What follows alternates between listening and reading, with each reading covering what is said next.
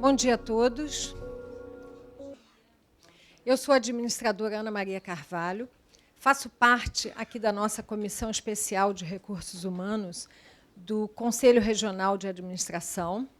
Estamos hoje felizes porque estamos comemorando o Dia Internacional do Profissional de Recursos Humanos, que foi dia 3 de junho, e hoje nós temos esse nosso evento em comemoração a esta data. Eu vejo aqui a nossa Comissão Especial de Recursos Humanos, representada pela Cristina Costa, pelo Reinaldo Faisal, Neide Venâncio, Rosângela Arruda, e Mara Braille e Ana Carvalho, que sou eu. Bem, eu gostaria de chamar o nosso conselheiro administrador, Francisco de Jesus, que está representando o nosso presidente do Conselho de Administração. Bom dia a todos. Sejam bem-vindos à Casa do Administrador. Essa é a nossa casa. É sempre bom ter a presença de vocês aqui. É uma casa para ser utilizada. A gente temos procurado fazer com que os administradores se aproximem dela, né? Isso é extremamente importante para nós, porque é a convivência que faz com que a gente consiga evoluir, crescer, fazer coisas diferentes, não só o que está na cabeça dos conselheiros ou da gestão da casa, mas sim do que é o interesse do administrador.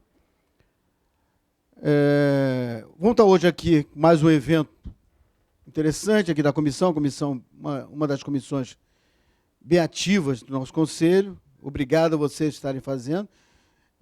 Lembrando que eu estou aqui falando em nome da presidência dessa casa, né?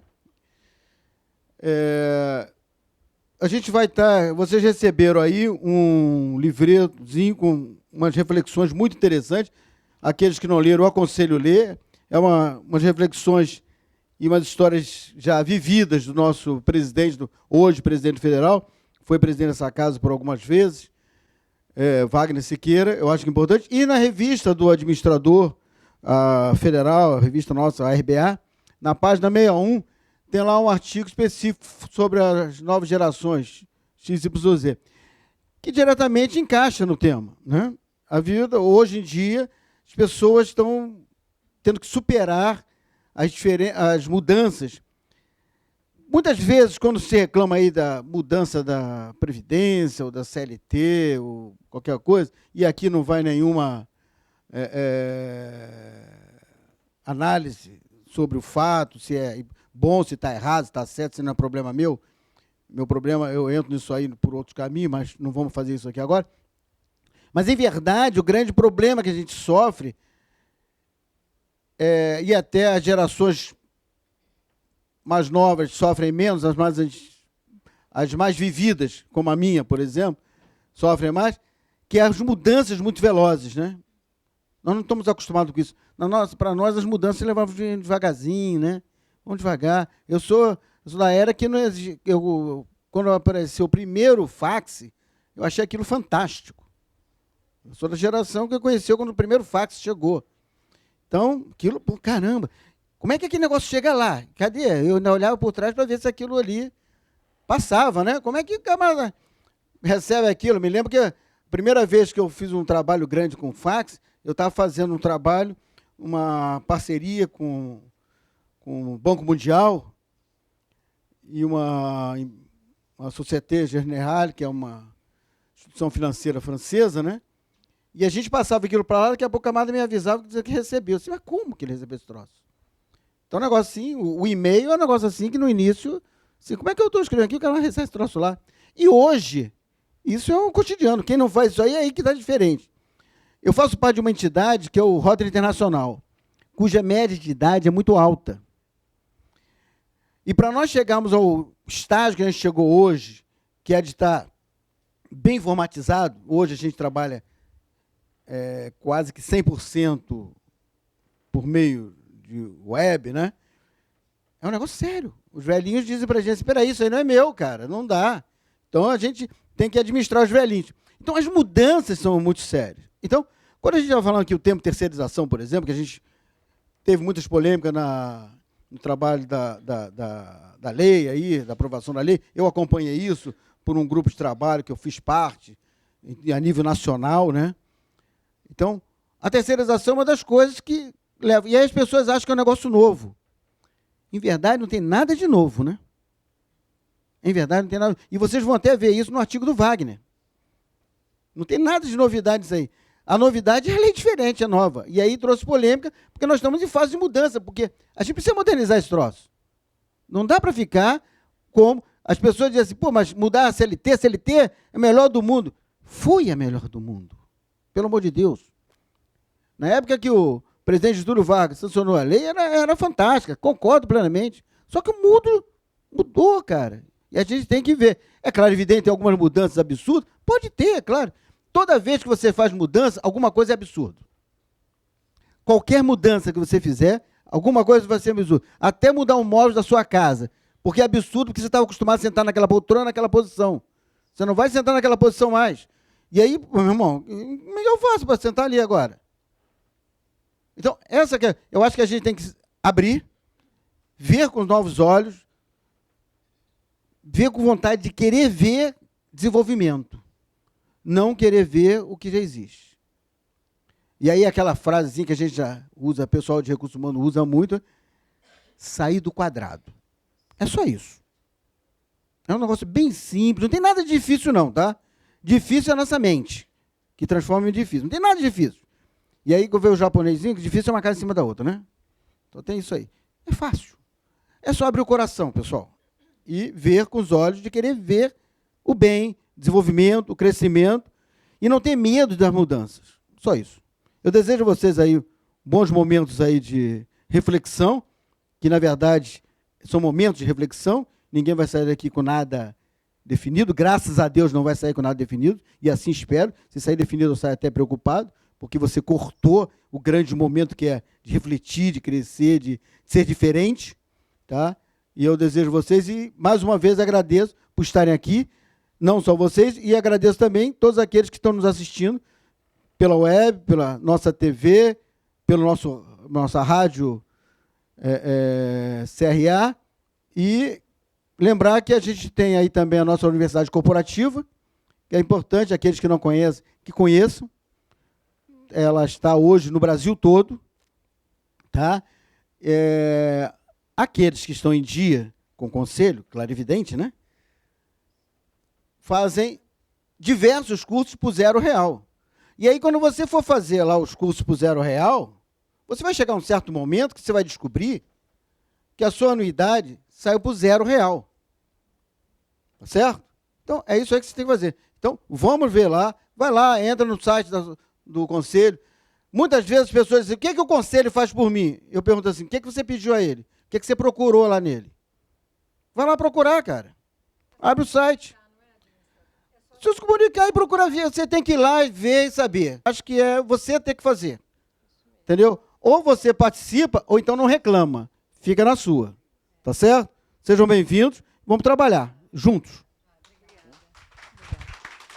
Gostaria de agradecer a quem nos vê através da web. Gostaria de agradecer especialmente aos convidados do nosso palestrante, aos nossos convidados que estão aqui. Eu vejo, graças a Deus, eu vejo muitas carinhas que têm frequentado aqui as nossas palestras. Gostaria de registrar especialmente a presença da professora Eliane Abreu, que é nossa convidada especial aqui também. E passo a palavra agora para o nosso palestrante. Gostaria de convidar o nosso palestrante. Quem é o Marcelino Tadeu de Assis? O Marcelino é um profissional, coordenador nacional dos cursos de gestão de recursos humanos.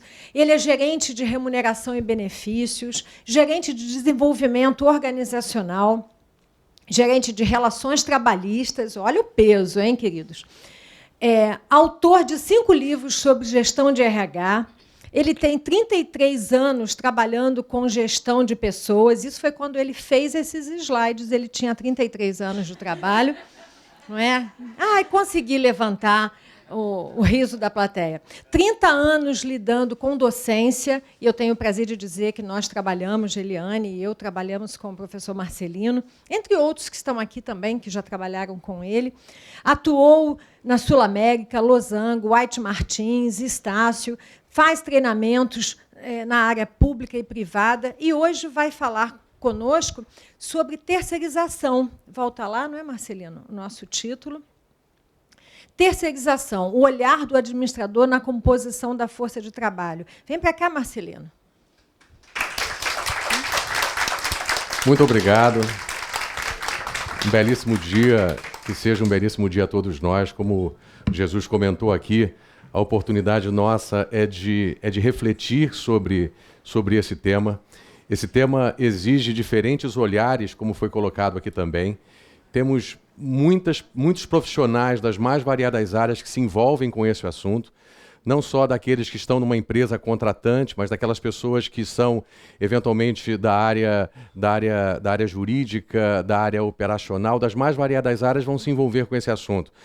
Não é um assunto também, como Jesus comentou aqui, algo fechado, admite ainda diferentes percepções, diferentes entendimentos. É algo que, muito embora seja relativamente antigo, estamos diante de uma mudança que pode representar algo novo ou pode representar a continuidade do que a gente tinha até então. Então fizemos aqui um apanhado e conversamos com várias pessoas que lidam com esse assunto. E daqui a pouquinho a gente começa a abrir para diferentes pessoas aqui que possam também contribuir com diferentes olhares sobre esse assunto, algumas eventualmente ratificando entendimentos que foram aqui colocados, outras com visões distintas.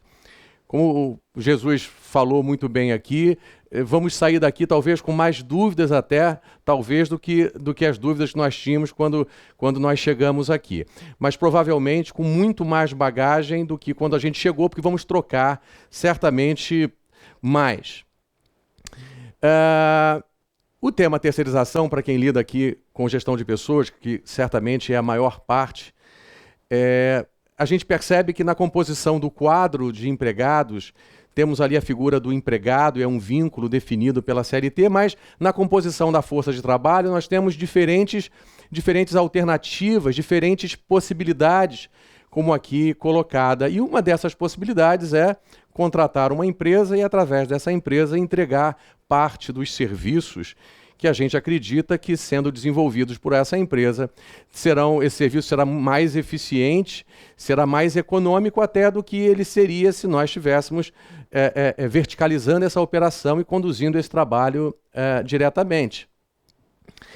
Um ponto importante chamar a atenção é que, muito embora a gente tenha hoje uma lei, porque até então nós tínhamos um enunciado, né, do 331, que regulava o tema, e havia um certo entendimento de que, como era um enunciado, não era uma lei, isso era uma coisa meio precária, um pouco frágil.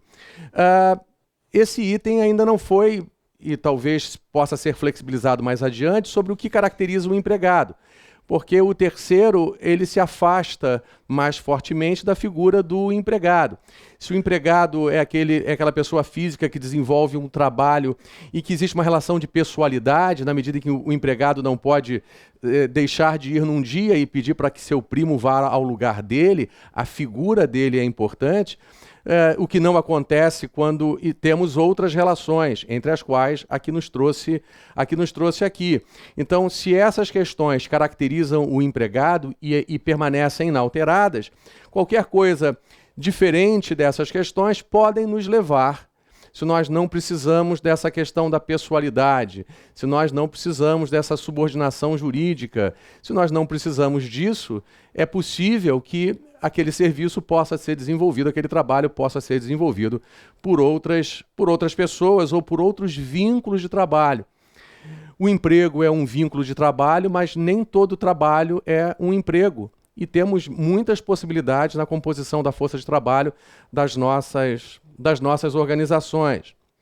Mas a ideia geral de terceirizar, muito embora existam também os mais variados modelos, porque ou você primariza uma atividade e você, organização, executa aquela atividade, ou você terceiriza é entregar a alguém que não é alguém sobre o qual você tem um controle direto, que é o seu empregado. Então a ideia seria transferir uma atividade de uma empresa contratante, e a gente vai utilizar esse termo aqui, a empresa contratante é aquela demandante de um determinado serviço, e temos do outro lado empresas prestadoras de serviços especializados. Então aqui já estamos falando do novo texto apresentado no final no final de março. Essa figura aqui temos dois elementos importantes. Uma figura de uma empresa prestadora de serviço, uma pessoa jurídica de direito privado, e do outro lado, um serviço que seja especializado. Alguém tem uma expertise num certo tema e ele vai conduzir aquele tema. Mais ou menos na década de 90, nós montamos um trabalho, nós trabalhávamos numa indústria que havia 280 pessoas na atividade de vigilância em diversas fábricas por todo o Brasil. E a ideia era assim, mas nós não temos condição de operar esse serviço porque nosso conhecimento diz respeito a um outro tema. Nós não temos como operar isso e começamos a levantar todos os recursos necessários para tocar uma engrenagem que tinha 280 pessoas lidando com armas e munições e atas da academia e registros na polícia. E nós percebemos que na área de recursos humanos tínhamos vários profissionais prontos e próprios para lidar com essa questão, pessoas da área de treinamento, da área de pessoal, uma documentação farta pelo Brasil inteiro. Nesses mais variados controles foi quando se decidiu, por esse conjunto de razões, transferir para quem domina muito melhor tecnicamente aquele assunto do que uma empresa que eventualmente produz e vende um determinado produto. Então nós temos aqui o que seria talvez o melhor dos mundos, talvez o mundo mais fácil. É um mundo onde nós temos uma figura de um contratante que tem os seus empregados e que desenvolve uma atividade X num local A. O melhor dos mundos seria se nós tivéssemos, quando eu digo melhor dos mundos, não que seja um mundo sobre o qual a gente vai trabalhar, mas seria aquele menos conflituoso. E do outro lado nós temos uma figura de uma contratada que tem os seus próprios empregados e que desenvolve um trabalho Y, ou seja, um trabalho diferente daquele trabalho que é realizado pela tal empresa contratante num local B. Então imagina ter uma empresa que eu contratei para desenvolver um outro trabalho que eu não faço, num local físico que também não é o meu, e que eventualmente é dessa própria empresa. Esse talvez fosse o melhor dos mundos. Claro que o melhor dos mundos não é exatamente o mundo real. O mundo real é um pouco mais perverso do que isso. E aqui nós temos as relações reforçadas pela lei que nós temos hoje. Nós temos uma figura de uma contratante, que normalmente esse círculo aí dessa contratante é porque normalmente a contratante é maior do que as empresas que são contratadas de maneira geral. E de maneira geral, as empresas que são contratadas são maiores do que as empresas que são subcontratadas, porque o texto agora cai muito fortemente na ideia da quarteirização. Eu sou uma empresa que assumo um trabalho e posso transferir parte desse trabalho para uma ou mais empresas desenvolverem aquilo que eu assumi de compromisso com a empresa contratante. Então nós podemos ter empregados da contratante na própria contratante, nós podemos ter empregados da contratada utilizando-se as instalações da contratante, podemos ter pessoas da empresa subcontratada fisicamente no mesmo ambiente da contratante. Temos também vinculações sindicais, instrumentos sindicais, acordos, convenções, por exemplo, que não necessariamente os que cobrem o empregado da contratante, não necessariamente são os mesmos que cobrem os empregados da contratada. E é possível também que não sejam os mesmos instrumentos que cobrem os empregados da empresa subcontratada. Por outro lado, nós temos uma CLT, que a despeito de ser o segmento, a vinculação sindical A, B ou C, estaria no guarda-chuva protetor de todas as relações de emprego nesse emaranhado. O Ministério do Trabalho, com autorização, com poder para fiscalizar esses três parceiros em qualquer momento, e a Justiça do Trabalho pode ser acionada por qualquer empregado, independentemente se ele está hoje na contratante, se ele está na contratada, se ele está na subcontratada. E há diferentes entendimentos sobre a liberdade que esse empregado tem de acionar a empresa A, a empresa B ou a empresa C. E aqui, nesse emaranhado, nós temos, que não é muito diferente do que nós temos na prática hoje. Hoje nós temos diferentes desenhos, diferentes possibilidades. e a gente já vai abrir aqui uma discussão sobre esse assunto, e temos visões que focam mais um desses parceiros em relação a outros parceiros aqui colocados. Esse é o modelo que nós brincamos aqui, que seria o melhor dos mundos, talvez aquele mais fácil de entender, que uma coisa é um serviço que eu entreguei a terceiros, e esse serviço é feito fora das minhas instalações, por outros empregados, e os trabalhos que nós desenvolvemos na nossa organização, fisicamente aqui, que são os empregados dessa tal empresa contratante. É claro que nós temos, como nós vimos aqui, diferentes formatos. A hora que esses empregados, por exemplo, começam a estar fisicamente mais próximos, e aí provavelmente o mundo fica um pouco mais complexo. Imagino aqui nesse exemplo, os empregados da contratante desenvolvem a atividade X, os empregados da contratada desenvolvem uma atividade Y, mas fisicamente no mesmo local. Se cada um aqui tivesse que relatar quais são as experiências que já viveu em relação à terceirização, nós teríamos feito aqui muitos outros desenhos de vários outros modelos que envolvem transferir. Vamos encontrar na prática, eventualmente, onde aquele trabalho também existe na empresa contratante e foi adicionado por pessoas que são da empresa contratada. Isso para não falarmos de outras relações, de outro tipo de intervenção ou de intermediação do profissional A, B ou C, que na prática acaba ocorrendo. Mas existem muitos desenhos de terceirização, e cada um deles talvez seja mais fácil debater sobre ele, e outros mais complexos. Mas, em linhas gerais, admitimos diferentes desenhos para essa ideia de terceirizar. E é claro, a gente há muito tempo discute esse assunto, porque há muito tempo a gente concluiu que há até ganhos em verticalizar, ou seja, em você produzir os seus próprios insumos ou os seus próprios serviços. Mas, a partir de um determinado limite, esses ganhos começam a ser negativos. Se você se organiza para ter uma infraestrutura para atender a algo que alguém já tem uma infraestrutura e poderia atender melhor do que a gente, é a ideia de economicidade. Quando alguém, por fazer aquilo e se especializar naquilo, é possível que faça com mais qualidade do que a gente faz, é possível que faça mais rapidamente do que a gente faz, e é possível que faça, provavelmente, com menor custo, porque ele se organizou para desenvolver aquele trabalho naquelas condições.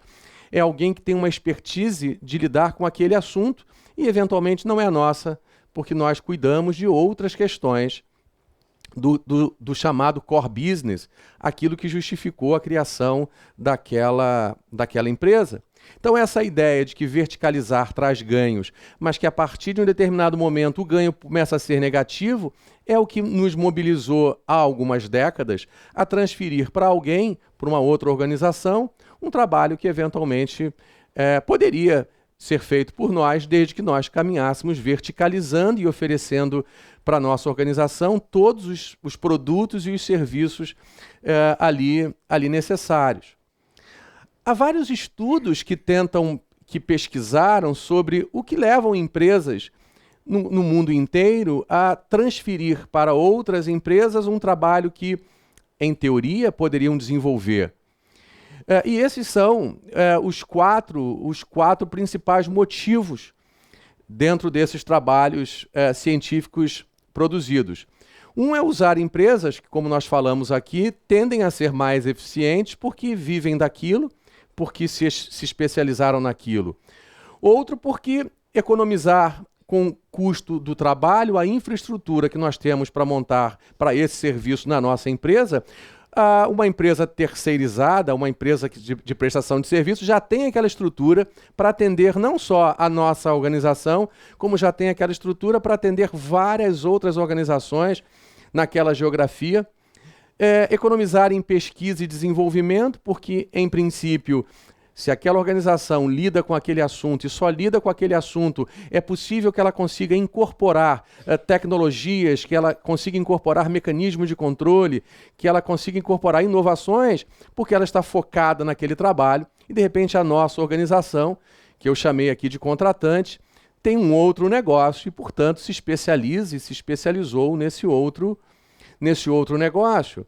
Ter mais flexibilidade é uma outra razão, na medida em que a nossa organização presta um determinado serviço ou oferece um determinado produto ao mercado que não é aquele serviço colocado ali.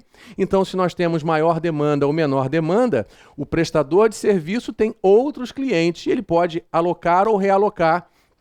E nós não teríamos a mesma flexibilidade porque nós não lidamos exatamente com aquele assunto.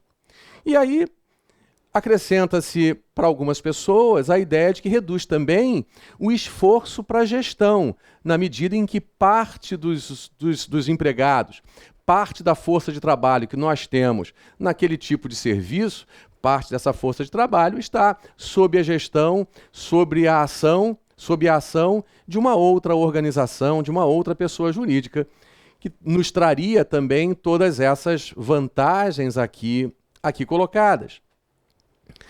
E esse assunto, claro, tem sempre diferentes ângulos. Eu tentei aqui trazer argumentos dos dois ângulos mais claros, mas existem diferentes visões particulares que às vezes não estão no argumento A e não estão no argumento B. E eu não quis usar o termo aqui contra ou a favor, porque provavelmente quem é contra também é a favor de alguma coisa. E quem é a favor provavelmente também é contra alguma coisa. Nós temos, às vezes, essa visão mais pendular de quem é contra tem que ser contra e de quem é a favor tem que ser a favor de tudo.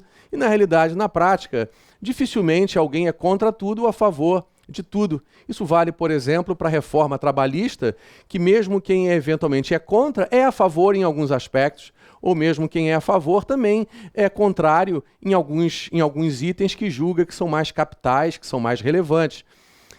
Mas eu tentei pegar aqui os argumentos talvez mais extremados em relação a esse assunto, só para abrir daqui a pouquinho uma discussão nossa aqui com as diferentes visões que vocês nos trazem. Então, quem tem esse argumento A, insisto, não usei aqui essa expressão contra ou a favor.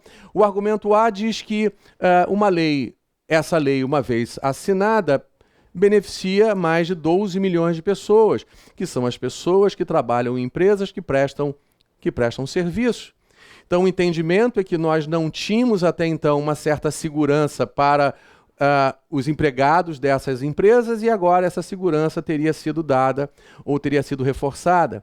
Que a segurança jurídica também para a empresa contratante teria agora se ampliado, uma vez que nós tínhamos um enunciado e agora nós temos algo mais estruturado, alguma coisa que foi pensada, pelo menos em tese, foi pensada para cobrir os diferentes agentes, para cobrir a contratante, para cobrir a contratada, para cobrir a subcontratada e para cobrir os empregados, as pessoas que estão lidando com esses diferentes parceiros. Nessa linha de raciocínio, há um entendimento de que, a partir de agora, tenderemos a ter uma demanda judicial menor. E é claro, se a gente somar isto a uma eventual reforma trabalhista que eventualmente permita que o negociado seja superior em diversos aspectos, não em todos, ao legislado, é possível até, quem sabe, que possamos reduzir esses debates ou esses embates. Nessa linha de raciocínio, há também o entendimento de que, uma vez aumentada a segurança jurídica dessa engrenagem, nós teríamos mais estímulos para contratar pessoas. Organizações teriam menos medo, empresas contratadas, prestadoras de serviço, também teriam menos medo e, dentro dessa linha de raciocínio, surgiriam mais posições ou até mais atividades demandadas.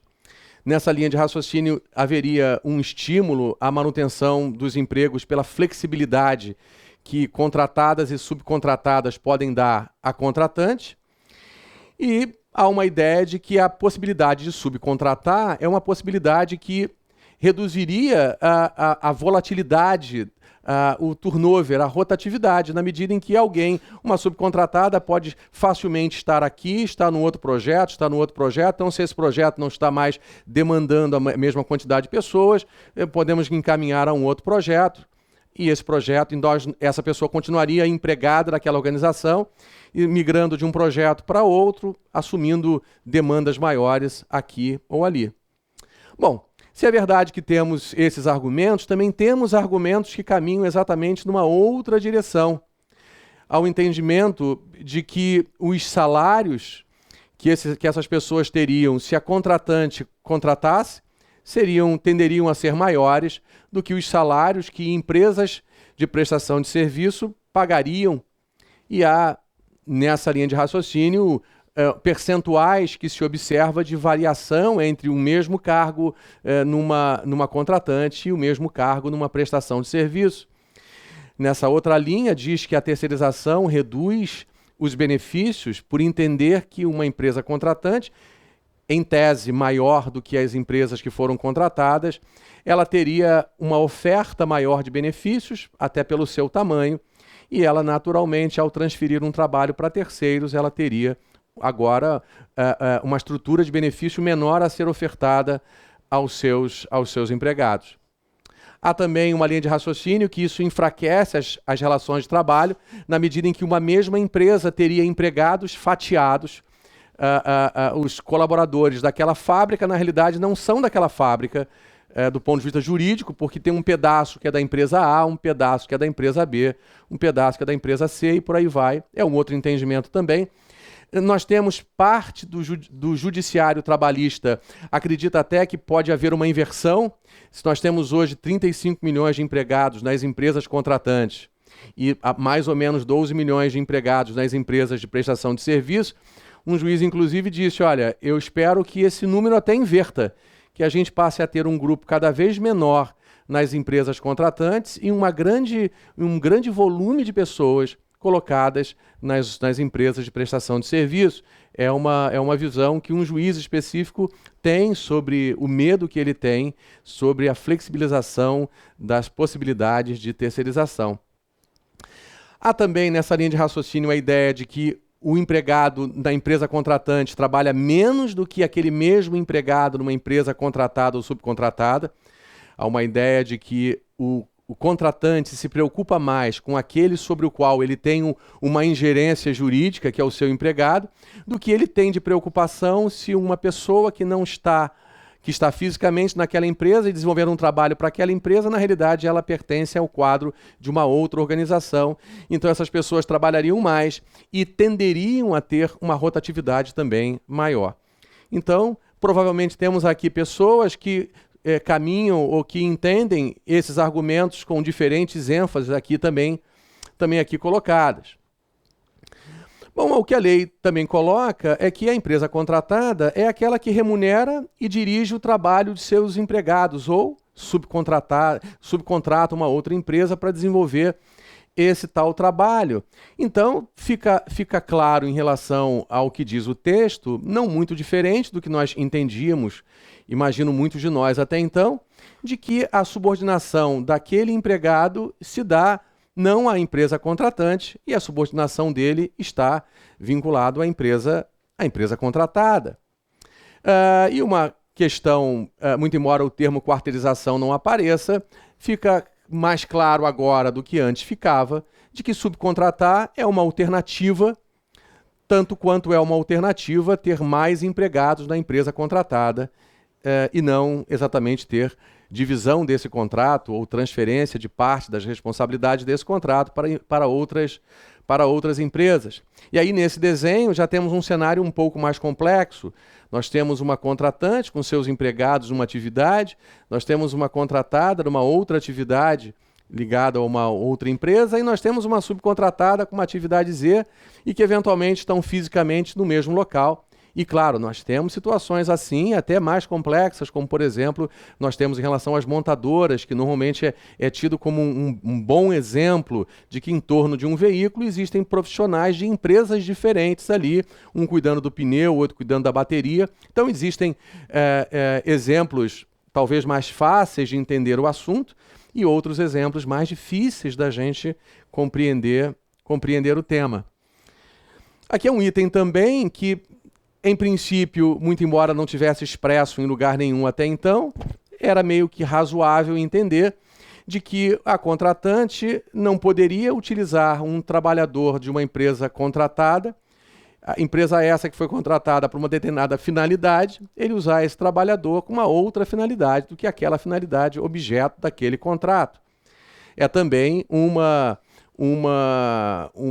termo explícito na legislação atual, que significa dizer que uma empresa precisa, o empregado daquela empresa contratada, ele está, na realidade, subordinado à empresa contratada e limitado o seu trabalho está limitado ao objeto do contrato.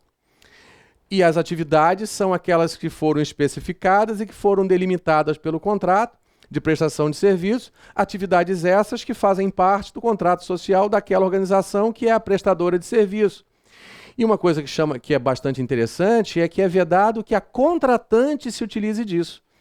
Ou seja, a contratada talvez fique aqui um pouco mais confortável, se é que a gente pode colocar assim, porque é vedado a contratante que, tendo um contrato com uma outra organização que presta o serviço, que ela se utilize daqueles profissionais com uma outra finalidade, que não aquela finalidade objeto daquele contrato.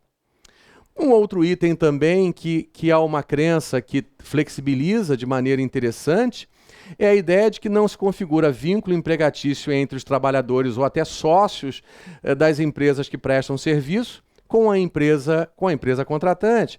Ou seja, em princípio, em tese, o fato daquelas pessoas estarem fisicamente naquele ambiente da contratante, por esse item da lei, não conecta juridicamente, não torna essas pessoas empregados daquelas organizações. Muito embora esse item tenha menos a ver com a terceirização clássica, que a gente viu rapidamente aqui, de segrega atividade, são empresas, têm empregados, tem talvez muito mais a ver com as empresas que eram pessoas. Ou seja, uma pessoa se torna uma empresa e aquela pessoa que se tornou uma empresa acaba desenvolvendo um trabalho com subordinação, com pessoalidade, com dependência econômica, etc. E essa pessoa que virou em algum momento uma empresa acaba sendo a mesma pessoa que se travestia de uma organização, é a mesma que eventualmente vai produzir uma demanda trabalhista contra aquela outra empresa para a qual aquele indivíduo, empresa, prestava um serviço. Ou seja, esse item não tem, na minha avaliação, uma conexão grande com a prestação de serviço clássica, que é impessoal, onde a figura da pessoalidade tem menos importância aqui. Bom, a ideia também que não é diferente do que nós tínhamos até então, de que o trabalho pode ser executado nas instalações físicas da contratante ou em qualquer outro lugar que as partes assim definam. Um ponto importante é que há agora uma transferência, uma responsabilidade maior da empresa contratada em relação às questões que envolvem segurança, salubridade, proteção do trabalhador, não só do trabalhador da própria empresa, do empregado da própria empresa contratante, como também da empresa contratada.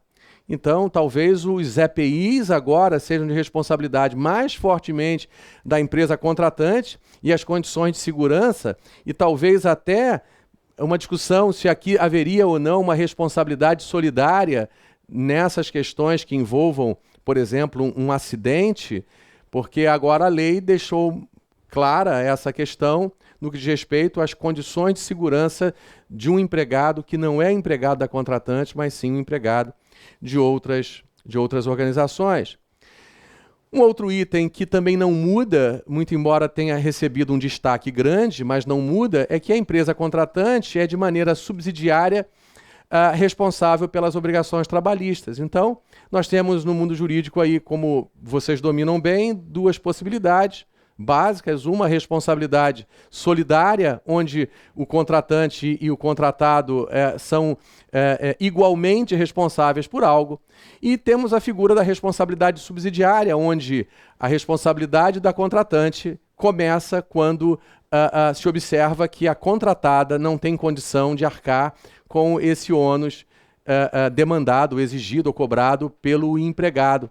Então esse item permanece inalterado, muito embora tem um estudo bastante interessante do Dr. Marlon Uchoa, dizendo que nós vivemos no Brasil uma tal desordem executória, na medida em que o que está escrito às vezes não tem importância, o que é importante é a maneira como o juiz enxergou aquele caso. Se o juiz entender que aquele empregado, que aquela pessoa ficaria desprotegida se primeiro acionasse A, depois acionasse B, o juiz diz, olha, eu aciono os dois e aí digo que você paga e depois você cobra de quem você julgar que deve cobrar.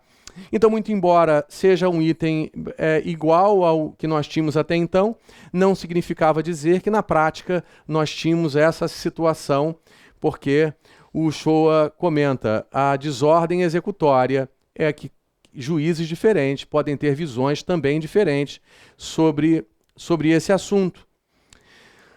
Um outro item que também não altera nada o que nós tínhamos é que a contratante poderá estender aos empregados das empresas contratadas ou subcontratadas aquilo que elas oferecem, em termos de atendimento médico, ambulatorial, refeição, etc, etc.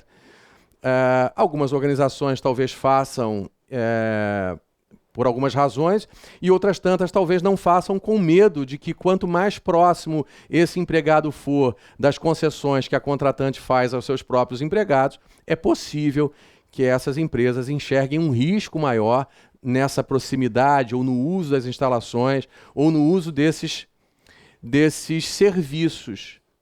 Então, para a gente abrir aqui a discussão, esse último ponto pelo qual nós começamos.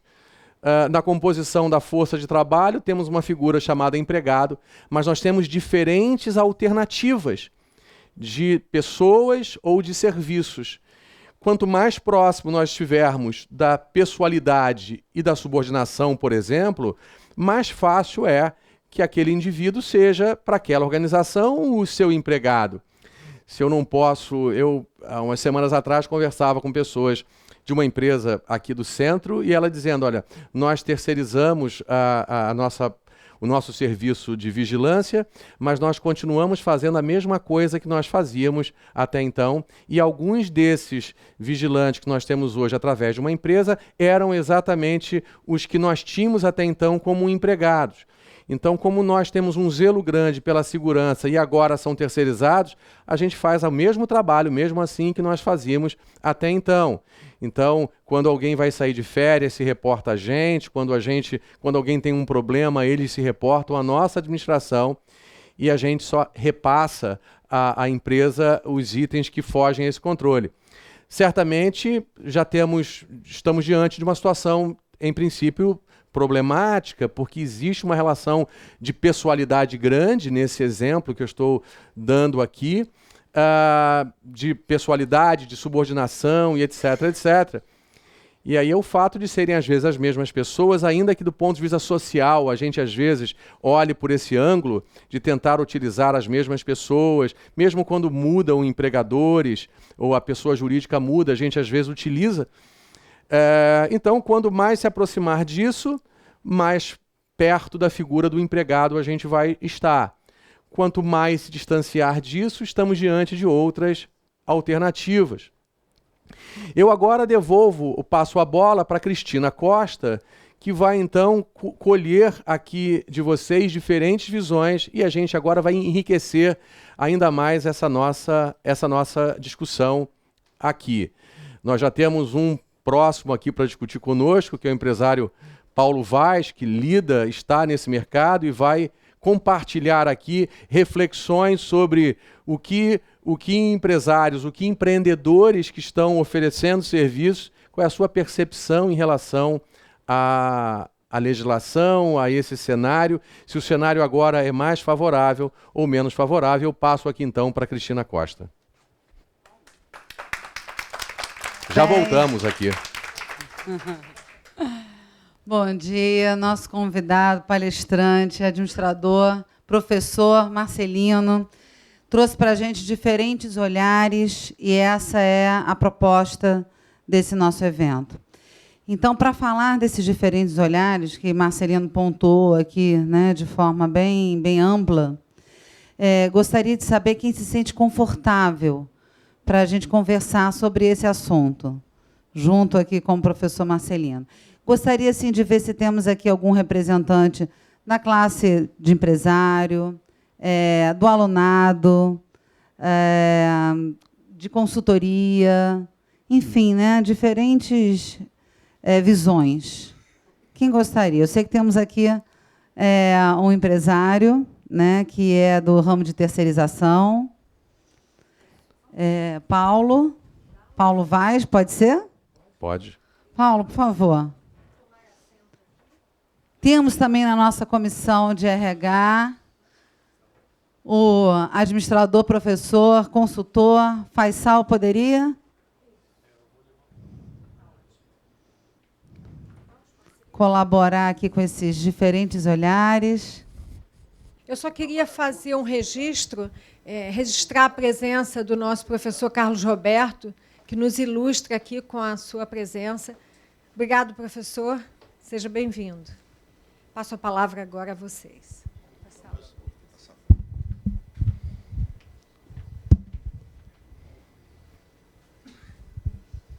Bom, Paulo, você enquanto empresário, né, como é que você percebe esse impacto aí? Nós temos aí questões que a gente olha, como o Marcelino trouxe sobre um ponto de vista que a gente pode chamar de pontos fortes, né, positivos, alguns que há controvérsias. Como você enxerga esse momento? Bom dia a todos. Vou tentar ser bem sucinto. Eu me lembro, assim, quando era bem menino, na década de 80, que teve o boom da terceirização no Brasil, e ele trouxe um grande medo e um grande receio a todos, principalmente a sindicatos, a empresas e aos trabalhadores. O que era a terceirização? O que se ganha e o que se perde? Os pontos A's e B's que o professor Marcelino colocou ali, eles hoje são os mesmos fantasmas que foram em 80. Mas o país sobreviveu a tudo isso. Eu acho que o mercado soube recepcionar a terceirização. Esse modelo que nós hoje praticamos de terceirização não é o mesmo que começou em 80, mas que ele tende a mudar a cada ano. Eu acho que a lei ela vem, de uma certa forma, organizar um pouco mais aquilo que era subjetivo. Então, isso tanto para quem contrata, quanto para quem é contratado, e com reflexo direto para os trabalhadores. Então, eu penso que, de uma certa forma, quando a gente fala de terceirizar, a gente precisa entender que aquele que contrata precisa principalmente saber o que quer. Porque o que muitas vezes a gente identifica é que quando uma empresa faz um projeto de terceirização, seja de um segmento, seja de uma área, ela entende e vê aquilo da visão de quem não tem o know-how e a experiência daquilo que está sendo feito. Mais ou menos o que o professor Marcelino comentou aqui sobre a vigilância. Uma fábrica que tinha 270 postos e que não era o objeto fim dela cuidar de vigilância. O objeto fim dela era produzir. Então, o que se entende de terceirizar é exatamente isso, é transferir o know-how para quem realmente o tem. E se dedicar a fazer aquilo ao qual foi determinado para ser feito. Então, esse é o grande problema. Quando alguém terceiriza, é preciso saber que vai entregar esse serviço a alguém com know-how e já tem um desenho, já tem uma forma de trabalhar diferente daquela de quem tinha o serviço em mãos. E acho que isso, a lei ela vem organizar um pouquinho, ela vem definir qual é a responsabilidade do contratante e qual é a responsabilidade da contratada, principalmente com relação à força de trabalho. Porque quando o contratante... eu vou dar aqui um exemplo muito comum no nosso dia a dia. O contratante ele entrega uma determinada função. Eu vou colocar aqui talvez todas as empresas hoje demandem. Conservação e limpeza. E ele acha que a pessoa que está contratada ali, ela tem a obrigação de continuar indo na rua, comprar alguma coisa para ele, fazer o cafezinho, ou seja, desvio de função que a lei hoje ela vem dizer que é proibido. Está determinado ali, olha, não se pode contratar um determinado funcionário e utilizá-lo em outra atividade.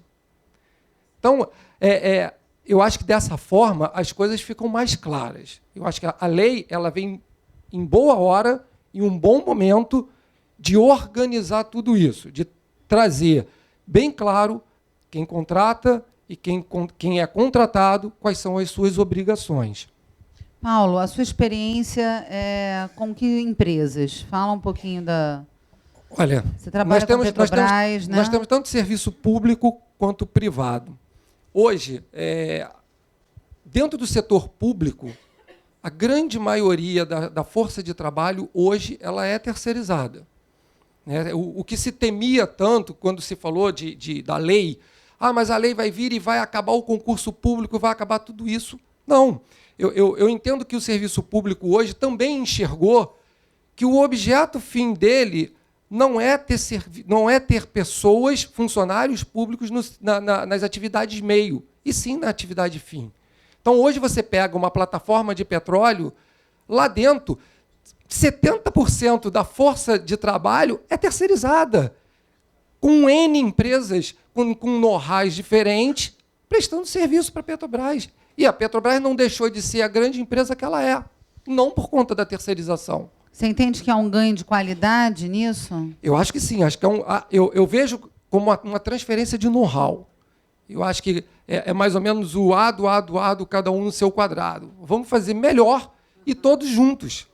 Eu acho que isso torna a organização mais saudável e mais competitiva, porque se você deixa de se preocupar com uma determinada coisa que flui melhor sobre a gestão de uma outra empresa, você passa a ser mais competitivo.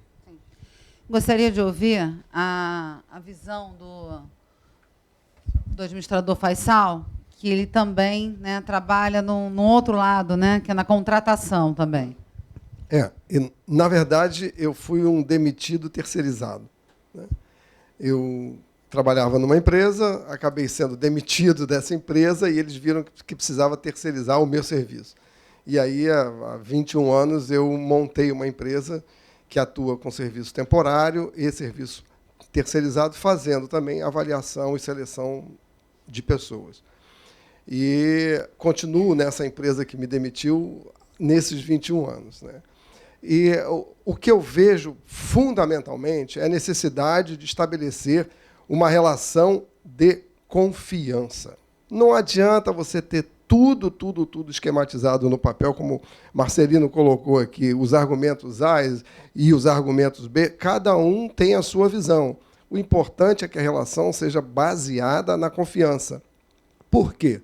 Porque há funcionários, por exemplo, que vão para a empresa e conseguem alterar a data e a hora lá do computador e dizem que fazem e-mails fora do horário e depois entrar na justiça.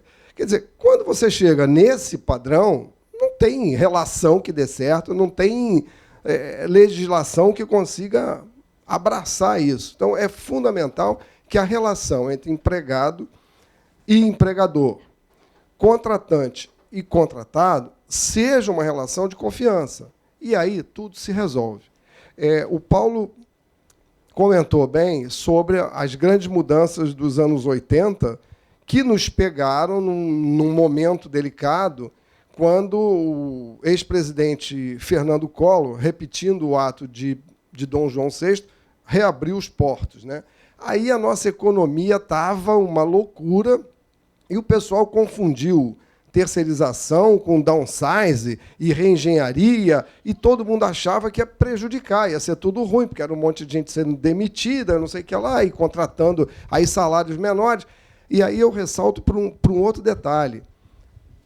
Muita gente acha que, e o Marcelino colocou isso aqui também, que a terceirização vai reduzir os custos a médio e longo prazo.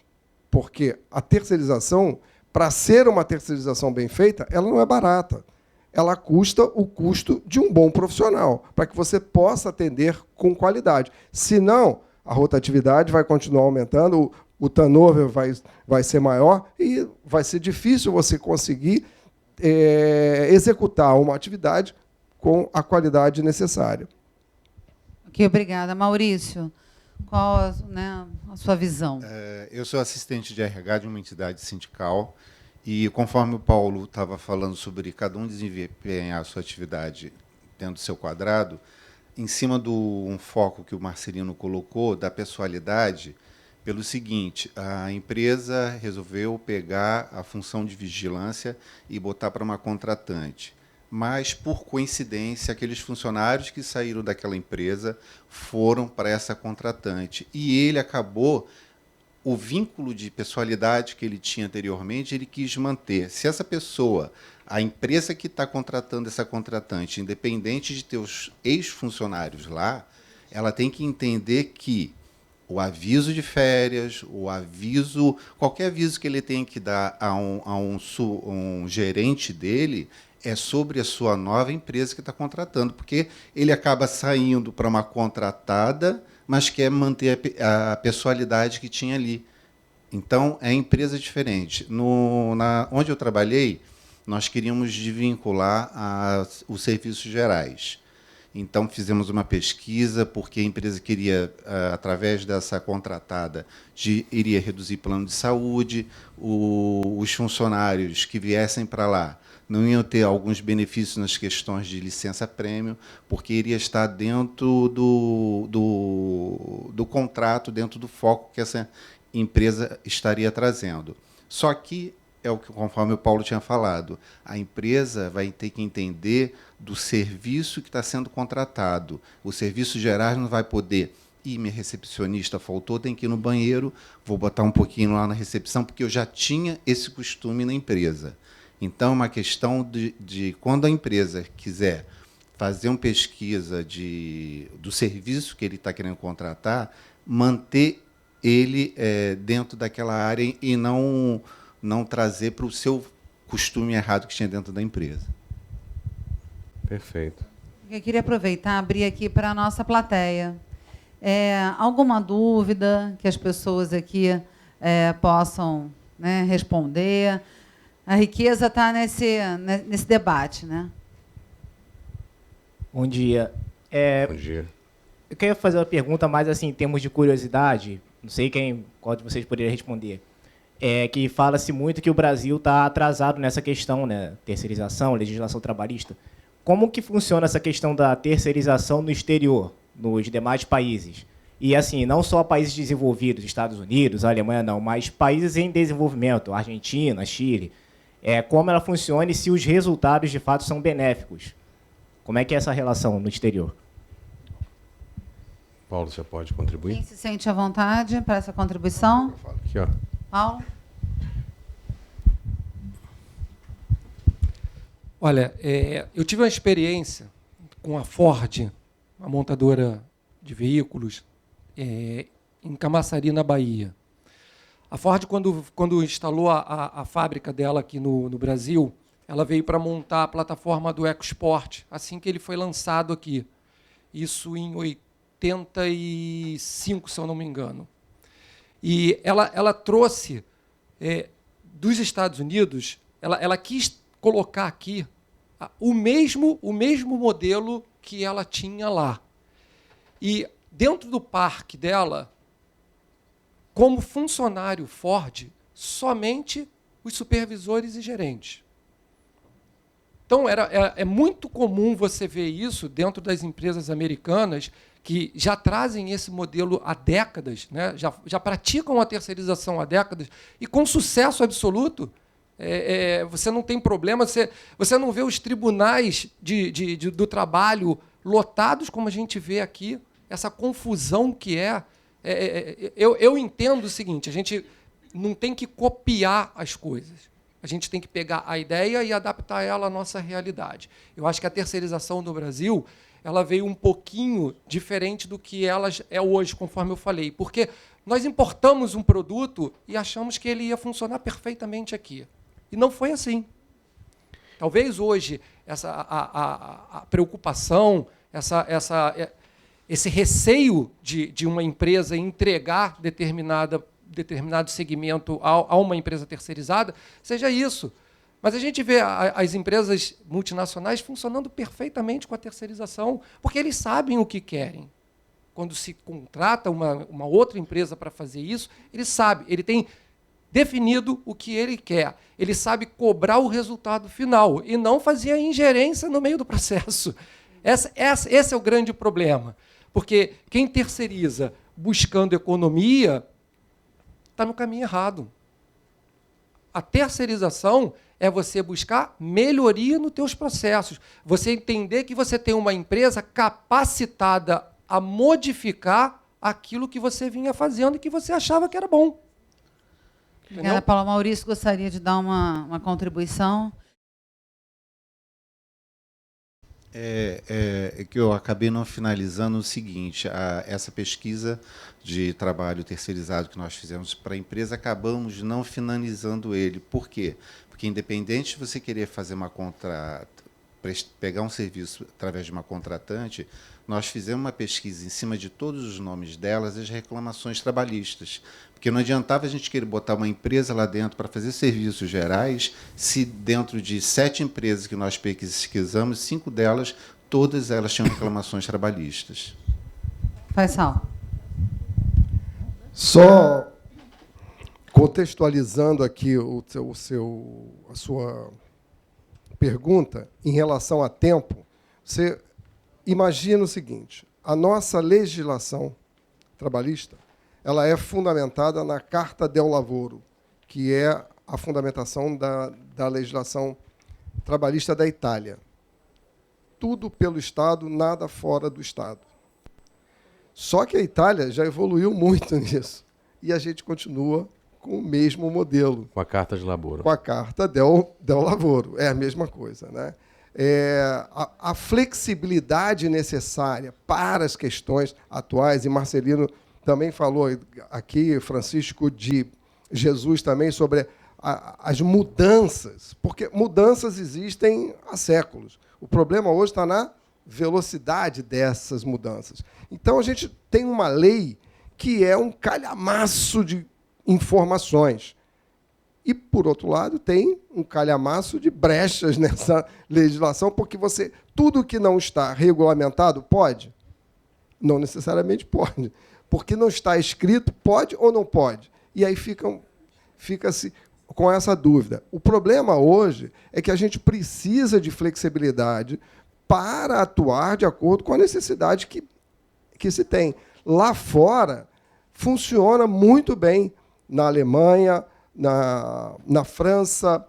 A França tem uma legislação um pouco mais protecionista e está tendo seus probleminhas aí, mas isso faz, mas nem por isso ela é tão rígida. A Inglaterra passou por um problema muito sério com a Margaret Thatcher, né, que ela chegou e, mudando tudo, tornou a Inglaterra mais flexível. O nosso modelo sindicalista é muito fundamentado no modelo inglês, que era muito forte, só que lá evoluiu. E a gente aqui ainda continua com o apadrinhamento que foi necessário na época, criado por Getúlio Vargas, né, de dar um apoio, porque realmente o trabalhador trabalhava em condições insalubres, precárias, etc. Então, criou-se uma entidade que iria protegê-lo, mas que hoje, de uma certa maneira, em alguns casos, não vou generalizar, em alguns casos até prejudica, porque defende mais o corporativismo sindical do que propriamente o empregado em si e as suas relações com empregadores. Obrigada. Nós estamos com uma pergunta aqui da internet, que é de Cidauro Stanislau da Cunha. A pergunta é o seguinte: ele pede que seja esclarecido, que fique mais claro, a diferença entre trabalhador contratado de terceirização e trabalhador com contrato temporário. Eu passo aqui para o o Faisal depois, porque ele lida exatamente com essas duas possibilidades.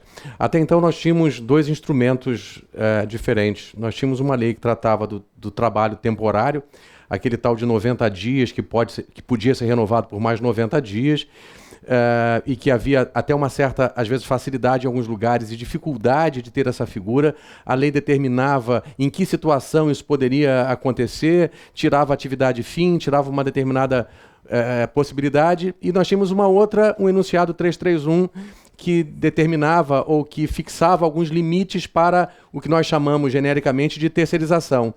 Nesse instrumento agora da Lei 13.429, o legislador resolveu juntar as duas coisas no mesmo instrumento, como se tudo ali fosse a figura genérica da terceirização. Então há até bastante críticas sobre esse assunto, porque cria uma certa confusão sobre essas duas possibilidades contratuais. Faisal. Olha, a Lei 6.019, quando foi criada, foi para regulamentar o trabalhador temporário, que era aquele que trabalhava por 90 dias para substituição de algum trabalhador ou aumento eventual da carga de trabalho. Isso tinha que ficar claro, comprovado. Só podia ser por isso. E isso tinha muito a ver com a licença maternidade, que era de 90 dias. Quanto é hoje? Então, ela já não atendia há muito tempo, né, que a legislação... você vê a necessidade de flexibilizar. A licença maternidade foi aumentando e a lei do trabalho temporário continuou a mesma. Depois de um certo tempo, a renovação, que era um protocolo enorme, você tinha que mandar antes, dependia de autorização, ela ficou mais fácil, flexibilizou. Então, isso adiantou um pouco mais. E hoje há essa mistura, que ainda está para ser esclarecida, e como vai ficar, sobre o que é um trabalho temporário e o que é um trabalho terceirizado. Antigamente, o trabalho terceirizado era, como o Paulo bem disse, alguém que fazia alguma coisa especificamente e normalmente melhor do que a empresa contratante faria. Então, esse era o objeto do 331, né? Especificar, e aí tinha aquela discussão, o que é atividade meio, o que é atividade fim. E tem muitas empresas, por exemplo, que contratavam representantes de vendas terceirizados. Mas a atividade de venda de uma empresa é atividade meio ou atividade fim? O que ela faz se ela não vender? Então, fica essa coisa no ar, né? É meio ou é fim e tal. Então... E para o Cidauro, que nos fez essa pergunta, o temporário é uma pessoa, o terceirizado é um serviço. Então, talvez, muito embora hoje esteja no mesmo instrumento legal, o que cria algumas confusões. Nosso assunto está tendo bastante interesse, né, na rede. Então, gostaria de fomentar mais um pouco essa discussão. Estamos tendo bastante compartilhamentos. Então, vamos, né, aquecer mais aí as dúvidas e colaborações. Meu nome é Cristina. E, assim, terceirização hoje é o assunto, né, em voga aqui para a gente. Mas nós, como pessoas, né, o brasileiro como pessoa, será que ele está preparado para ser terceirizado? Para ser esse profissional que vai para a empresa responder de melhor maneira o serviço da empresa, ele como pessoa? Porque quando a gente está em busca de um emprego, as pessoas querem carteira assinada. Ele não está preparado psicologicamente para ser um terceirizado. Né? Por exemplo, lá na Petrobras, eu tive um amigo que trabalhava lá há anos como terceirizado. Ele sempre tinha aquele sentimento assim, eu não sou da Petrobras. Ué, cara, tu não é da Petrobras? Né? Então, assim, será que nós estamos preparados para ser hoje um terceirizado? Mas... Vejo que a pergunta da Cristina teve um eco aqui, realmente... mas muita eu acho... gente assim, nesse sentimento. Né? Entendi, mas eu acho que são duas coisas diferentes. O indivíduo que trabalha numa empresa que presta serviço, ele é, como regra, o empregado dessa tal empresa que presta serviço. Então, em princípio, ele tem a carteira de trabalho assinada como os empregados da empresa contratante têm. Agora, se ele desejaria ser empregado da contratante e não da empresa contratada, é uma outra discussão. Muitos de nós aqui presta serviço, às vezes, ou faz trabalhos para diversas organizações, e alguém poderia supor que nós somos, ou que talvez nós quiséssemos ser o trabalhador, ou servidor, ou funcionário daquela organização, e não exatamente do vínculo que a gente tem com uma outra organização. Então, eu acho que essa preocupação com relação à proteção do emprego, eu acho que a gente talvez não viva como regra isso. O que você comenta é verdade. A cor do crachá, às vezes, o indivíduo queria estar do outro lado. Mas ele sabe qual é o caminho. Existe um edital, existe um concurso, existem vagas que vão ou não surgir e ele segue esse caminho. Do contrário, a Petrobras, precisando de uma demanda em outras áreas e entendendo que outras empresas são mais efetivas, vão contratar outras empresas. E se for mais fácil entrar nessa do que naquele concurso, que seja esse o nosso caminho. Ok, Cristina? Só esclarecendo, reduzindo bastante esse universo, nós temos 2 tipos de pessoas. As que querem trabalho e querem se desenvolver com isso, e as que buscam o emprego. Eu vejo que o trabalhador brasileiro está, sim, se preparando para isso. Ele está vendo que há um avanço significativo, uma melhora significativa. Assim que as relações estiverem melhores, eu acho que, para o trabalhador, vai ser muito melhor também. E ele vai enxergar isso. Agora, quando se busca só o emprego, que a empresa vai tomar conta da vida dele, vai fazer... A gente estaria quase que num modelo socialista, né? E que não é a regra do jogo. A regra é capitalista. Não é para então, onde nem tem essa diferençazinha aí, mas eu acho que as pessoas estão buscando autoconhecimento, estão buscando desenvolvimento pessoal, e aí elas vão querer trabalho. Obrigada, Faisal. Temos aqui outras colocações. Bom dia a todos. Eu concordo com o Faisal quando ele fala sobre a questão de confiança, que é primordial, né? Essa cultura ainda tem que ser muito desenvolvida aqui no Brasil, até pegando um gancho do Maurício, do ESG, de uma empresa, aí eu falo na parte de contratada, porque eu tinha uma ESG na empresa, e ela se negava a fazer o trabalho que era... Quer dizer, aí não tem nem argumentos para a gente conversar, né? Mas, justamente, pegando o gancho da colega aí, eu acho que, se vocês concordarem, os 4, tem que haver um problema de cultura da empresa. Não adianta a gente fazer estudo de terceirização se o brasileiro não pegar a cultura da empresa, tanto da contratada e tanto da contratante, e assimilar para dentro de si. Porque eu não sou da Petrobras, porque eu não sou da Arno, porque eu não sou da Palita, ou qualquer outra empresa, isso não vai adiantar nada. Tem que haver uma conscientização, um trabalho cultural, se vocês me permitem, se eu estiver errado, desse funcionário. Saber que ele está fazendo um trabalho justamente para aquela empresa. Ele faz parte daquela empresa, não importa a situação dele. Então, acho que isso aí é importante, como o nosso colega falou lá sobre a Ford. A Fiat já faz isso há muito tempo também, esse tipo de trabalho, em termos de logística.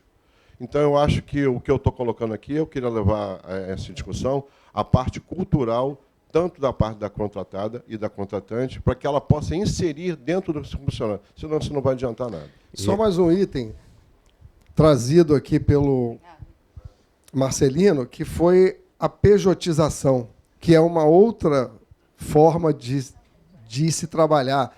E eu vejo uma vantagem muito grande nisso. Posso aí falar em causa própria. Eu dou aula para 5 grandes escolas de negócios. Se eu tivesse que ser contratado seletista, eu só poderia estar numa.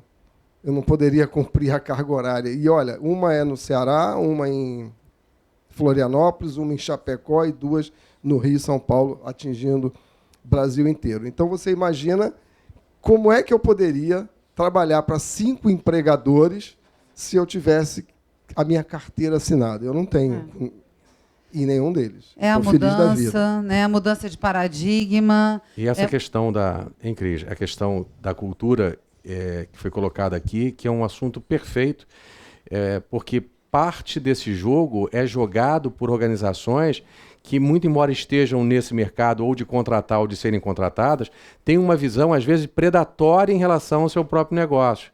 Muitas organizações que prestam serviço participam de algumas licitações ou participam de alguns debates sobre preços que você sabe que aquele preço, aquelas condições não são sustentáveis. Então, uma empresa contratante, por vezes, contrata uma outra organização sabendo que ela vai quebrar, e aquela organização que sabidamente vai quebrar tem o seu gestor que acredita realmente que ela vai quebrar, que ela não se sustenta, mas que quanto mais ele puder arrastar aquele assunto, ele vai arrastar. Então, a questão de confiança e de cultura é um aspecto assim, central nessa discussão. A lei talvez não tenha nenhum significado se as partes não perceberem que são organizações que têm responsabilidade de prover retorno para os seus acionistas, mas também um serviço importante para a sociedade. Muito, muito boa essa colocação. Você lembrou bem aí, principalmente, um grande risco que a gente corre das licitações via pregão, que é o menor preço e acabou. Não se analisa, muitas vezes, o aspecto técnico. E aí... Nós temos outras pessoas com perguntas aqui. Vamos ouvir aqui um discente em administração de RH. Bom dia, meu nome é Ricardo, sou aluno da Universidade Veiga de Almeida. Eu queria saber até que ponto o impacto na cultura organizacional pode afetar na eficácia do produto ou serviço entregue, uma vez que as empresas fazem diferenciações, algumas empresas fazem diferenciações dos terceirizados, a começar pelo simples crachá que é utilizado dentro das organizações. Veja, vai ser assim, e uma empresa que tem, uma empresa contratante que terceiriza, que entrega diferentes serviços para diferentes outras empresas que são igualmente parceiras, cada empresa dessa tem o seu crachá, a sua identificação, os seus salários, os seus benefícios. Imaginar que, porque estão fisicamente no mesmo ambiente, vão precisar ser tratadas exatamente iguais nesse particular, na prática isso não vai acontecer. Não vai acontecer. E acho também que isso é uma descrença na ideia de entregar para uma empresa que faz melhor um determinado serviço. Ele deveria, talvez, e acho também que com essa mudança, talvez muitos outros serviços venham ser objeto de terceirização, além dos serviços que a gente conhece hoje. E na medida em que outros serviços puderem ser terceirizados, e na medida em que a flexibilização da CLT também facilitar ou sustentar outros modelos, talvez tenhamos uma empresa muito mais plural do que a gente hoje tem.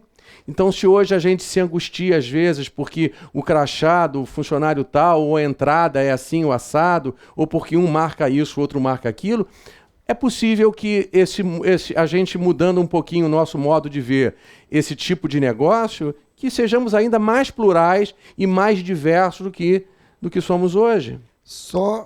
Eu acho que isso deve ser um objeto de discussão na contratação, porque é importante que haja um alinhamento dos valores entre a contratante e a contratada.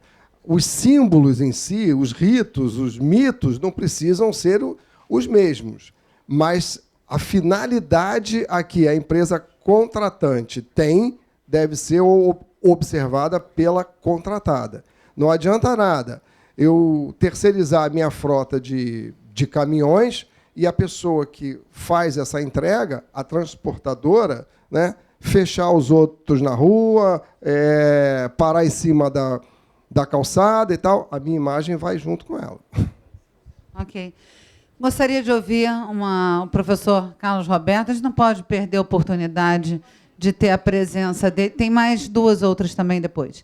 De ter a presença dele aqui. Vamos ouvir a sua posição em relação a isso. Bom dia a todos. Bom dia, professor. Queria, de imediato, parabenizar pela atualidade do tema. Eu acho importante que seja discutido abertamente. Espero que, através da rádio e da TV, CRA, as pessoas também estejam aproveitando, porque eu acho que as pessoas elas criticam sem pesquisar, sem ler atentamente a legislação, e eu acho que você pode ter posições pró e posições contra, né? Mas, para isso, você tem que efetivamente justificar, sem emoção. Nós estamos aí com uma reforma no Congresso Nacional, com uma reforma trabalhista, né? E a grande verdade é a seguinte, nós temos, de um lado, nós temos sindicatos, isso é normal, nós temos empresas, nós temos empregados, empregadores. A grande verdade é o seguinte, nós temos que ter isenção para fazer uma análise e, obviamente, avaliar quais são os pontos positivos e negativos desse processo.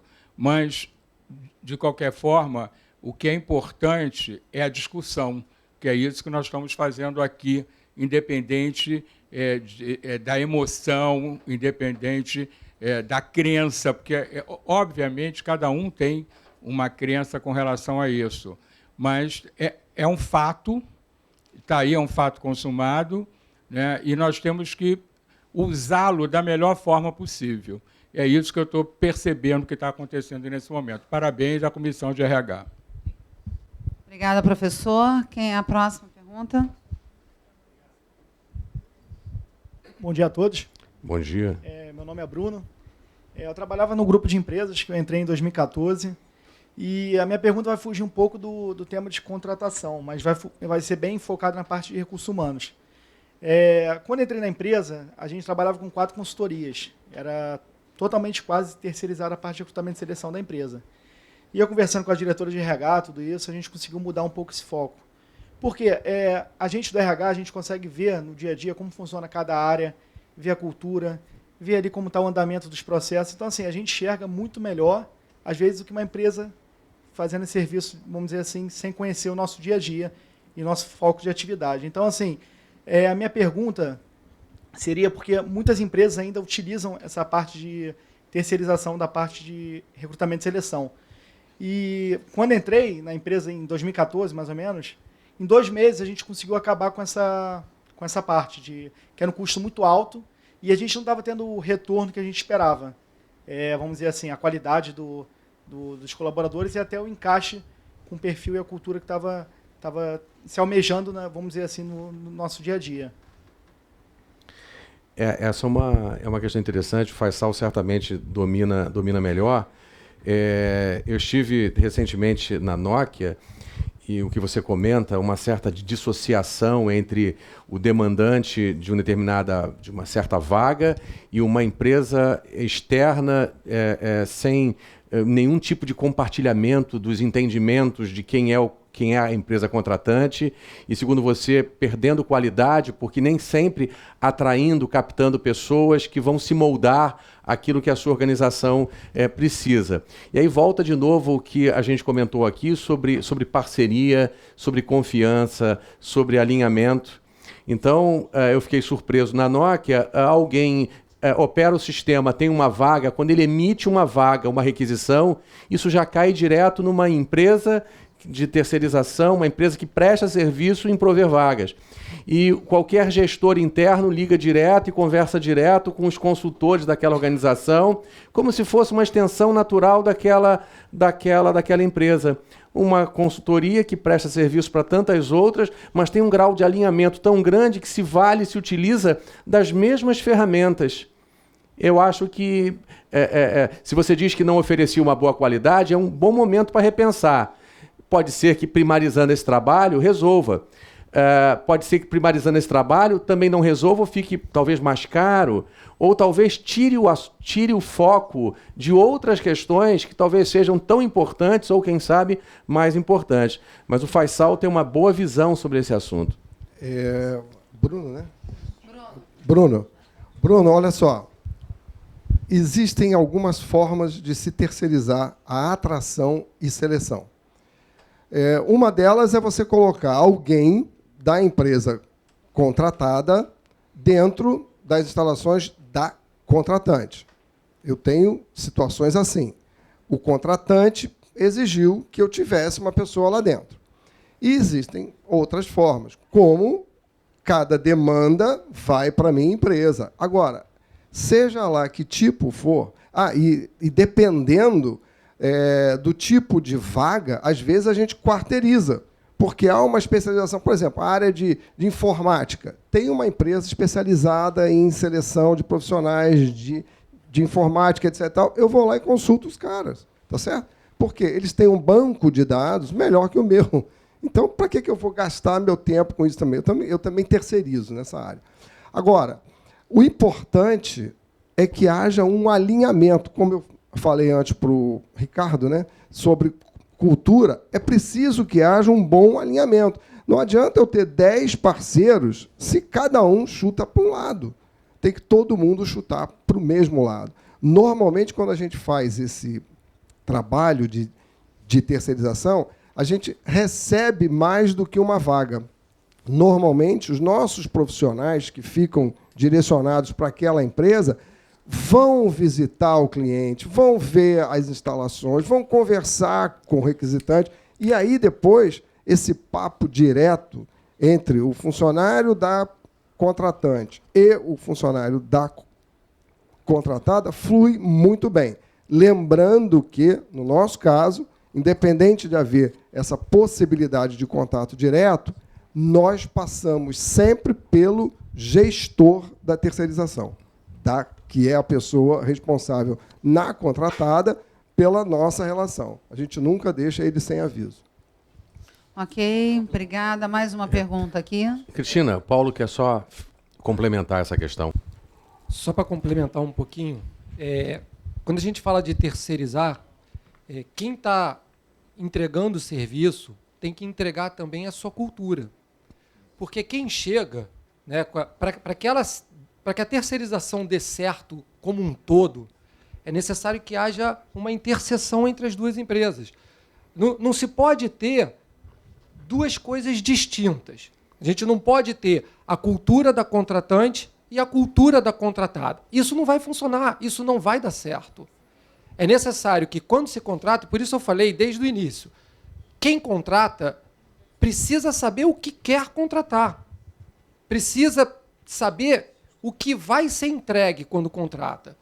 Porque, senão, se for meramente, olha, eu preciso me livrar desse problema e vou entregar para alguém a batata quente, vai continuar não dando certo. É necessário que haja essa transferência da cultura para que o resultado final seja positivo. Senão, não adianta. E aí, de repente, a experiência que você teve tem acontecido isso. Em algum momento, a empresa que vocês contrataram perdeu o foco na cultura de vocês. E aí começou a trazer para você qualquer pessoa, simplesmente olhando um currículo meramente. Então, é necessário também que, quando se contrata, quando se terceiriza, saiba o que quer, diga o que quer, para a gente poder entender o resultado final qual vai ser. Oi, bom dia. Meu nome é Ana Maria. É só falar um pouquinho a questão da terceirização da contratada e contratante. Eu acho que, no atual momento que estamos vivendo, né, eu acho que faz refletir essa questão da terceirização e aceitar, né? Que eu acho que eu sou profissional de RH em busca de recolocação no mercado, e a questão do muitos querem trabalho, outros querem emprego, né? Que até o Faisal falou, né? Então, assim, eu acho que na atual situação que estamos vivendo nos faz refletir sobre isso. Você quer um trabalho ou você quer um emprego, né? E a terceirização acho que está para isso, né? Mas para deixar claro também que, na visão clássica sobre a qual estamos falando, todos são empregados das suas respectivas empresas. Não é um trabalho menos empregado porque ele é de uma empresa que presta serviço. Ele é um empregado de uma empresa que presta serviço, um outro é um empregado de uma empresa que produz petróleo ou produz gasolina, um outro é empregado, e eventualmente são parceiras em relação a determinados serviços, onde se entende, se confia que alguém tem uma expertise maior num assunto e não no outro.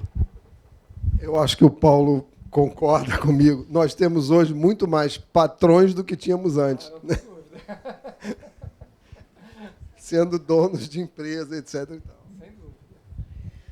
Alguma fala final aí de vocês para a gente estar encerrando o evento? Eu vou já. Maurício quer dar alguma contribuição?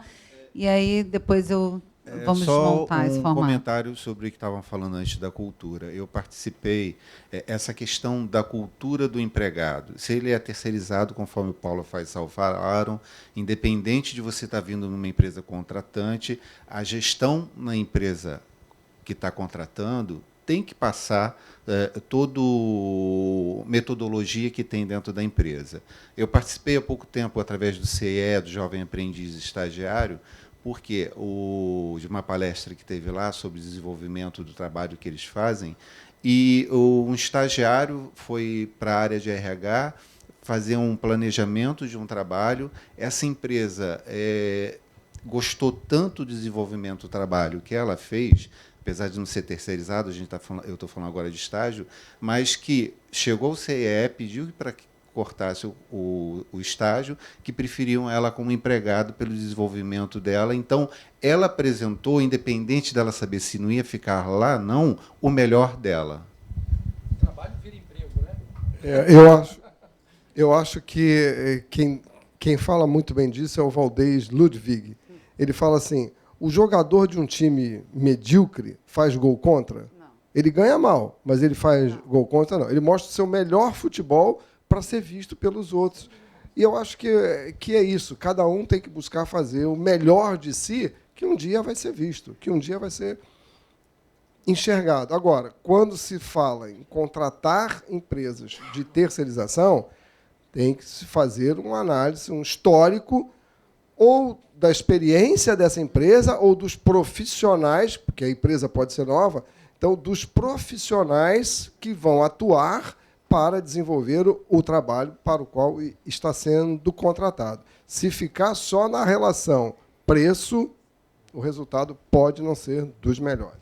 Perfeito. Eu acho que atingimos aí o nosso objetivo proposto, que era trazer, né, diferentes olhares e contribuições com a proposta de uma reflexão. Então, agradeço aqui a participação aqui na frente do Maurício, do Faisal, do Paulo. Peço que retomem, por favor, os seus lugares. Obrigada. Bom, eu acho que foi bastante rico, para mim particularmente foi bastante rico ver diferentes visões sobre esse assunto. É natural que algumas dessas visões nos levem para a não terceirização, o não uso de serviços especializados por algumas organizações. É parte dessas visões diferentes, até por entender que, em alguns momentos, eu acredito que eu faço melhor do que delegando esse trabalho a outras pessoas. Em alguns mercados, talvez sejam mais sensíveis do que outros aqui. Mas, de qualquer maneira, já demos um próximo passo, não foi um passo definitivo em relação à legislação que se tem agora, em relação ao que nós tínhamos até o meio de março. Não é um passo definitivo, temos outras reformas. Eu acho que ninguém discorda exatamente de que temos que mexer. Talvez não concordemos integralmente com os pontos que devem ser mexidos, mas imaginar que uma legislação brasileira trabalhista, desde 1943, ela ainda responde às demandas que nós temos hoje, certamente ninguém acredita nisso. A gente pode aqui divergir em que ponto deveria ser mais ou menos flexível, mas demos talvez mais um passo. Agora, a questão cultural é uma questão talvez mais desafiadora ainda do que a mudança num texto. Aqui no Brasil, particularmente, nós temos aquela ideia de uma lei que pega, de um assunto que pega e de um assunto que não pega. E uma das razões pelas quais às vezes pega ou não é que a visão que a gente tem sobre coisas, a despeito de uma mudança no mundo, às vezes essa visão permanece ali inalterada. Então nós temos um dever de casa grande, que é avaliar e continuar olhando as possibilidades de melhoria do que a gente hoje conseguiu. Quando eu digo a gente, lê-se Brasil. Talvez tenhamos aqui um marco pequeno, mas regulatório, que pode fazer alguma diferença e a gente talvez enxergue melhor agora. A contratante vai especificar e deixar mais claro o serviço que quer e, ao transferir alguma coisa para alguém, vai transferir também a sua confiança. A confiança de que eu estou entregando a alguém alguma coisa que, naturalmente, que eu o escolhi porque ele tem condição de fazer melhor, com mais domínio, com mais efetividade, com mais eficácia aquele tal trabalho. E, por outro lado, a contratada vai viver mais, vai tentar respirar mais a cultura do contratante, principalmente se ela, nesse ambiente da contratante, estiver. Então, estamos diante de um grande desafio e eu acho que foi bastante útil, particularmente para mim, essa manhã e essas diferentes visões aqui do Maurício, do Paulo Vaz e do Faisal, que está ali atrás. E isso é importante porque a gente vê que a gente tem que olhar para o que está acontecendo no Brasil sem virar as costas para o que está acontecendo no mundo, sem desrespeitar a nossa Constituição. Eu acho que é o momento que todos aqui estão fazendo parte desse marco mesmo, como você diz, pequeno marco para nós, mas que vai, de repente, dar clareza aos anseios tanto dos empregados, que sofrem tanto, quanto aquela frase que a gente diz, é difícil para quem recebe e também é difícil para quem paga todos os encargos que vêm com o trabalho. E você, internauta, você que está fazendo parte do nosso Conselho Regional de Administração, você está assistindo aqui uma forma da gente conversar, da gente lidar com a mudança. A mudança ela acontece na nossa casa e é isso que está acontecendo aqui, com a voz de docentes, de discente, de convidados.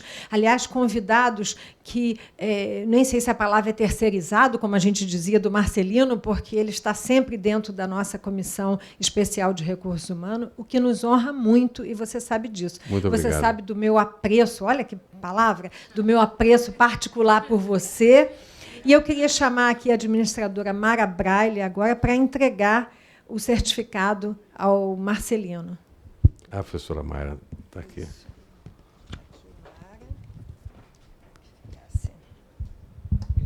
Em nome da Comissão de Recursos Humanos, né, como representante da comissão, eu quero agradecer ao grande e espetacular administrador Marcelino por nos prestigiar e nos dar esse momento de grande sabedoria. Muito obrigado. Sucesso a todos. Um belo dia a todos vocês. Muito obrigado mais uma vez. Ana. Bem, eu gostaria de agradecer a todos que estiveram aqui conosco, lembrar que o Conselho está aqui, a Comissão Especial de Recursos Humanos está aqui para atender, para sentar junto com vocês, ouvir, conversar, e esse é o nosso objetivo. Lembrando que esse espaço é um espaço que o CRA proporciona para você, para que a gente possa ter sempre esse canal de comunicação, lembrando que a Comissão Especial de Recursos Humanos está aqui para atender essa demanda dentro do nosso Conselho Regional de Administração do Rio de Janeiro. Vou passar a palavra agora, que fará o encerramento, à administradora Mara Braille, que é a nossa coordenadora da nossa Comissão Especial de Recursos Humanos. Obrigada a todos.